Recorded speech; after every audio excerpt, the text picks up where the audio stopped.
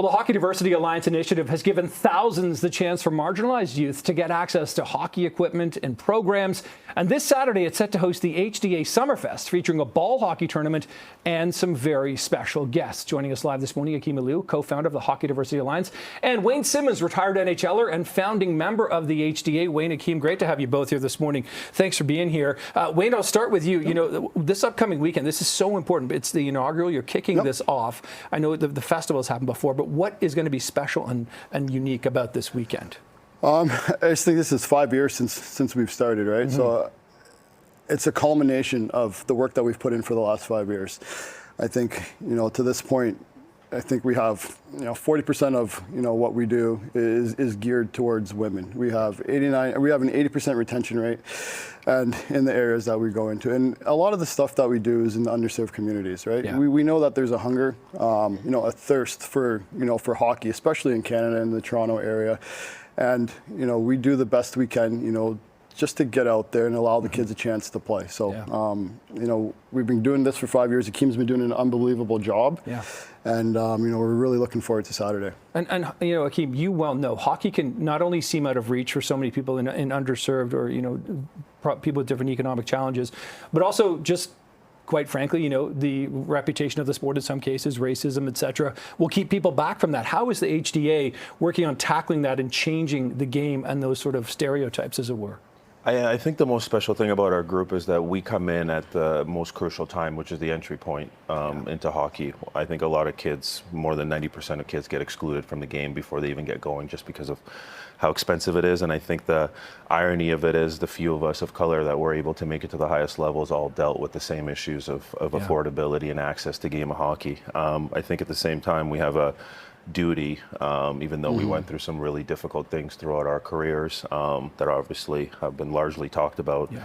What are we doing for the next generation of kids? And I think a lot of people know we're a first of its kind initiative in a lot of ways. And yes, our grassroots programming is really important to give kids a vehicle and a lot of ways to get off the streets and use hockey as a tool to empower themselves and confidence and teamwork and all those things. But as you mentioned, more importantly, to speak on the issues in the game.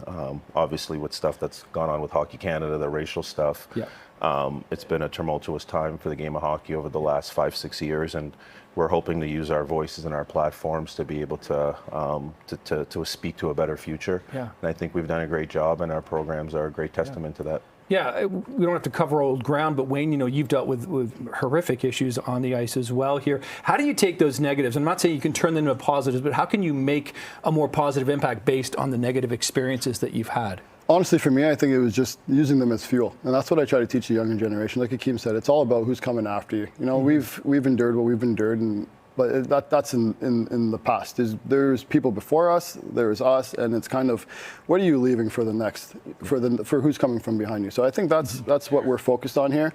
Hockey is an amazing game, and for us to have made it to where we made it, you have to give back. It's only right. You want to push the sport, but you want to do it in the right way, right? So that's all we're trying to do here. It seems to me like, you both love the game so much, Akim, that you want to make the game better, more accessible for more people. Again, it's sort of a similar question to you that I just asked Wayne. Like, how do you take what happened to you and try to change it, try to, I mean, HDA is clearly a big part of that, but is it personally for you challenging? Is it personally for you? Like, how do you find that? Yeah, I mean, I'm always honest about this stuff. I have a love-hate relationship with the game. In so many ways. I think it's the greatest game in the world, but obviously when you put what you put into it and didn't always treat you the right way, I think you can have some hatred towards the game in some ways. But I think at the same time, the game teaches so many good lessons to kids.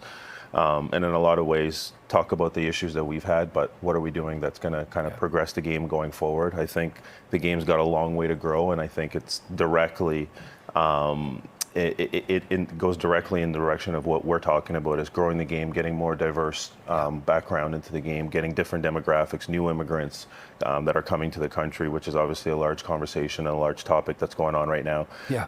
And I think in so many ways we've done a great job. I think a lot of people don't know how difficult it was for us to come out with this initiative in a game that's obviously largely white and largely elitist. But I think we're so proud of the work we've done in the last 5 years, and I think we're just getting started. So what can people expect coming up this Saturday then? Oh, it's going to be amazing. We have so much to do for the kids. We have different activations. We have performances. We're going to have like an amusement-style carnival for the kids. We're expecting more than 2,000 people. Wow. We have a celebrity game with. It's obviously not going to be super serious because there's going to be different personalities coming that aren't directly hockey players. So that's going to be a lot of fun. We have a night event that's going to be amazing for our sponsors and the people that have supported us throughout the years. Obviously, this is not a cheap initiative that we take on, and it's financially difficult to be able to put on these programs. But think of a carnival-style environment for the kids, and it's kind of a space where culture meets sport and community.